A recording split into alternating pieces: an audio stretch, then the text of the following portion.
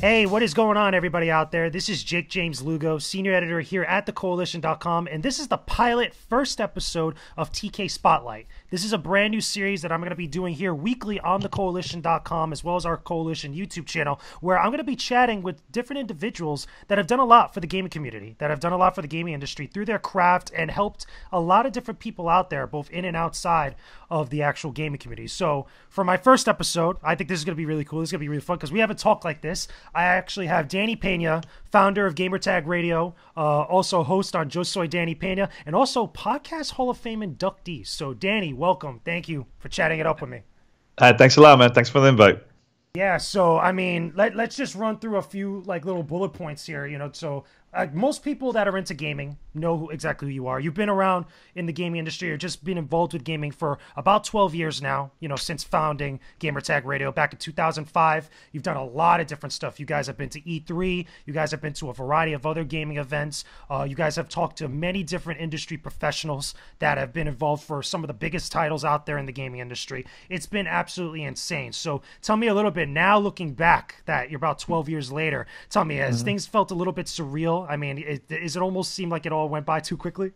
Yeah, of course, man. Like, a lot of people don't know this too, but, I started internet radio like in 2001 because of Phantasy Star Online during the Dreamcast days. So that opened up a lot of opportunities. So back then I was like, oh my God, this is crazy. I got to meet Sega at the time, then one time I launched another show during that year in 2001 for more about like just video games in general.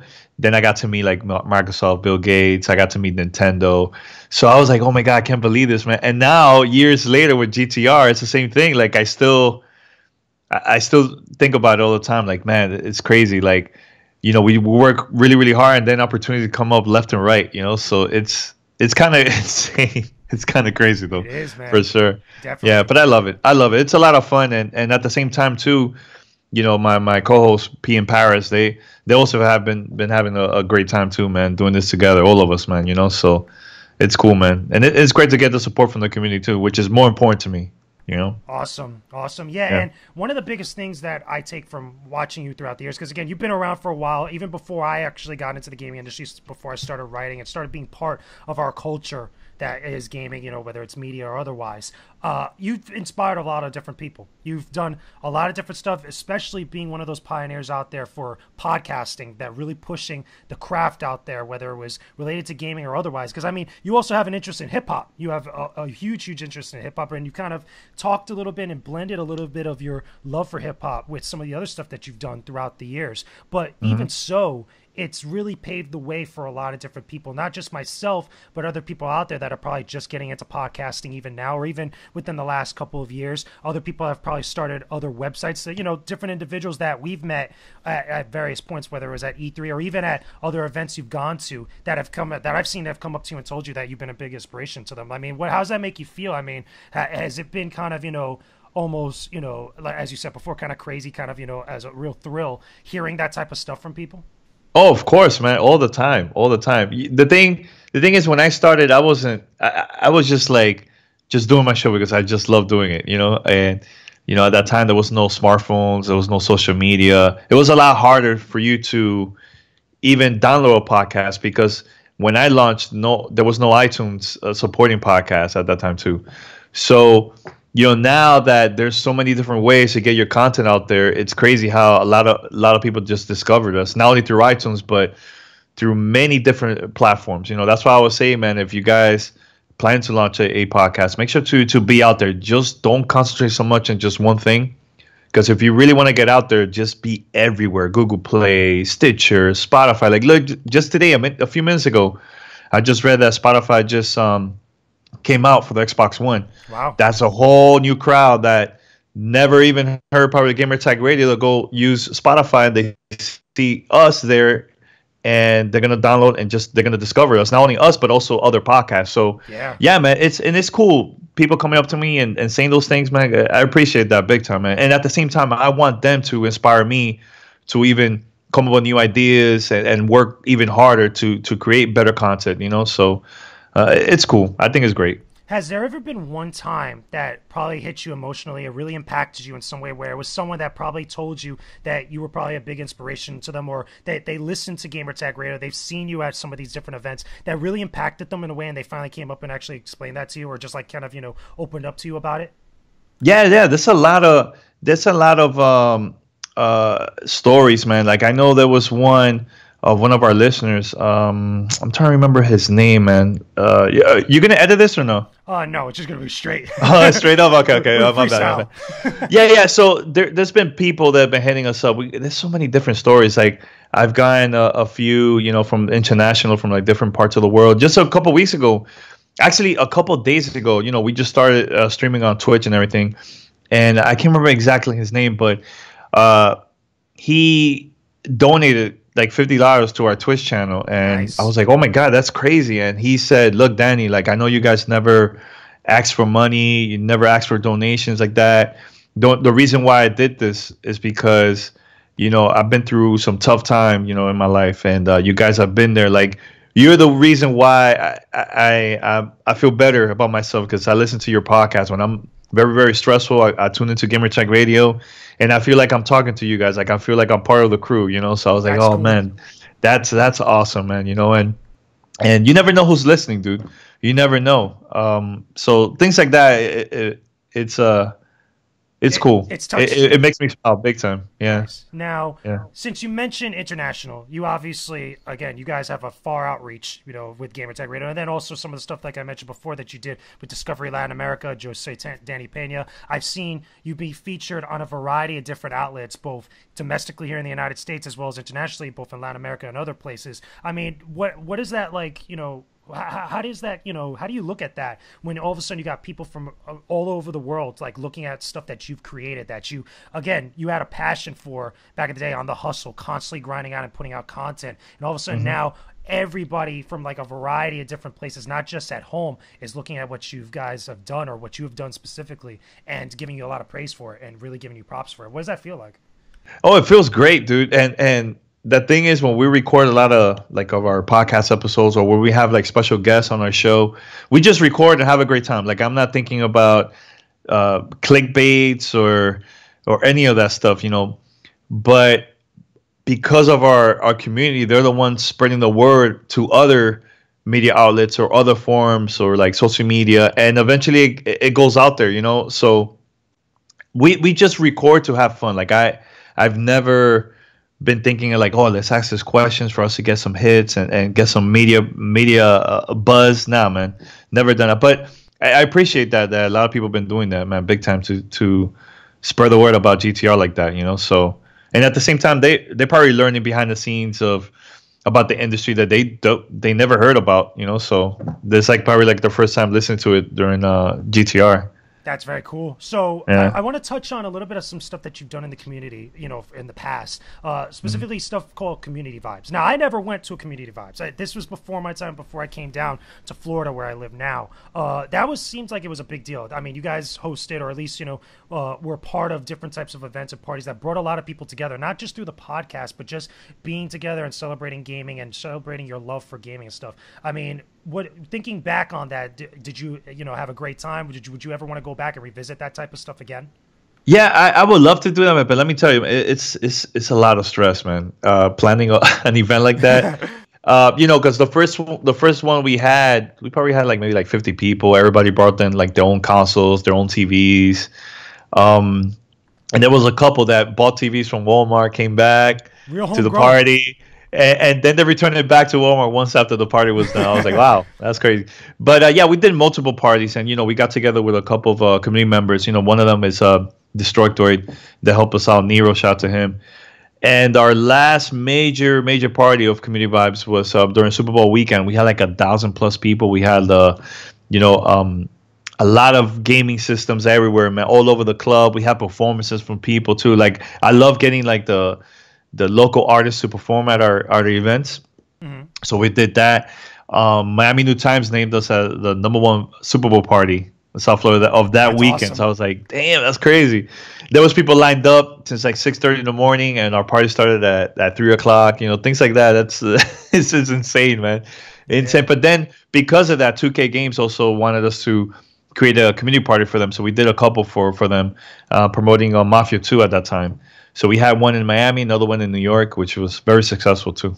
That's awesome. So speaking of Miami Times, now through word of mouth, through all the content and all the work that you, as well as everybody at GTR, has put out, you guys have been featured in a variety of different places, all leading up to when you were inducted to the Podcast Hall of Fame. Just to mention a couple for everybody that doesn't know, you've been featured in places like Forbes, Destructoid, MTV True Life, Time Magazine, the Miami Herald, IGN, the Wall Street Journal, GameSpot, even CW South Florida, which I didn't know until I saw the video. I was like, oh, snap, he's on the CW. Yeah. That's pretty cool. But you've been featured and brought onto a lot of those different places.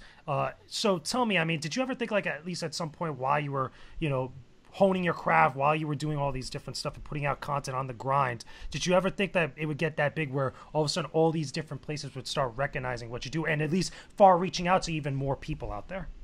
Yo, honestly, I think it has to do with, because I always say this to people, man, like the industry is so small, you never know who you will meet eventually, or you never know who listens to your podcast too, so like the reason why we were first of all, MTV True Life, that was one of the episodes that came out back in 2005. It was about pro gaming, the life as a pro gamer. So we were interviewing one of the like at that time was a pro gamer. His name is T Square. He was T Square was huge in the Halo community and stuff. So at that time, Halo 2 was big. So I was like, oh, let's interview him. Then he told us, hey, is it okay that MTV record this? Because it's for a show. I'm like, yeah, sure. I didn't know it was for True Life, actually. So then I found out about it that it was coming out. Like later, he told us, oh, yeah, it's going to be on TV. So that's crazy. And all these media outlets, dude, it's like they discovered us or we probably meet somebody throughout the years that works there. We talk to them, or eventually too, they just heard about our content, heard about our interview, and they feature us. So it's a combination of everything, man. So I think it's awesome that happened. Getting support from a lot of these media outlets. So definitely. That's really awesome. So now I want to talk about the Podcast Hall of Fame. Okay, you got inducted to the Podcast Hall of Fame not too long ago. Okay. Yeah. And I saw your acceptance speech, or at least your speech when you were out there on stage, and I thought it was pretty cool. I thought it was awesome. Congrats, by the way, even though it's a little related. So tell me, what was that like? Was it, was it nerve-wracking? Were you a little bit nervous? Did you feel like, wow, like looking back on everything, getting something like this, I'm a real good dude. I've done a lot of cool stuff here with what I've done at this point. I mean, tell me a little bit about what went through your head. I wasn't nervous at all. I was more of like trying to control myself. I didn't want to cry in front of people. There was like 1,000 people there, man. 1,000 plus at the awards. And, being the first Latino, the first gaming podcaster, it's crazy. It's a huge honor to get this award. Plus being there, also getting inducted with Adam Curry. For those that don't know, he's the Podfather, they call him. He used to be one of the VJs from MTV. He got inducted with me. Leo Laporte, for those that don't know, he's huge with the whole tech podcast, all about tech. And Mur, Scott, they're like they started the whole audiobooks, podcast type thing to promote like their books and stuff. And also Todd Cochran, he's also one that has been really, really well known in the podcasting community, man. So a combination of that, then seeing my listeners that live locally in Dallas and Fort Worth, they were there too. They came with me to the awards. Combination of that, and then I dedicated also my award to Trixie. She right now still works at Xbox now. She was off at that time, but at that time she also was battling cancer. So I dedicated the award, to Trixie and stuff. Awesome. And it's just a combination of all that stuff, dude. I couldn't take it anymore, and I just cried. I cried. I saw the waterworks. Cried. Yeah. So in the beginning too, I don't know if you've seen the video, but Cole Cabana introduced you. He introduced me, and I was backstage, and I didn't know. I thought he was gonna say like, "Oh, Danny Peña," very quick, and then go up, get my award. No, he had this long introduction, and I was like, "Oh my god, I'm trying to control my tears too." There, that must have been surreal. Oh yeah, it was cool, man. Then I sent the video to my family, and man, dude, everybody was crying. Everybody, friends, people that know me from high school. Because a lot of people, probably were saying, "Oh, this guy's just gonna do this for like a little bit," you know. And dude, it's been over 12 years now, man. You know, so it's an awesome story, I think, in my opinion. My life story, but this whole podcast is cool. That's crazy. I mean, a little bit of 12 years, that's a little bit, all right. I mean, it's pretty good while. But speaking of which, since you mentioned it, you know, about being Latino, okay, being one of the first or bigger Latino podcasters out there, I mean, was there ever a point throughout any of the years, you know, that you've been doing this stuff, was there ever some sort of motivation to actually really put out there another individual or more that, you know, for the Latino culture to show that, listen, we could be part of like all these other different things, or really showcase yourself, not just as an individual, but also as someone that is proud of being Latino, proud of your heritage, proud of your race, or anything of the sort? Has that ever come back to you, or ever come to you in some sort of form or fashion at any point?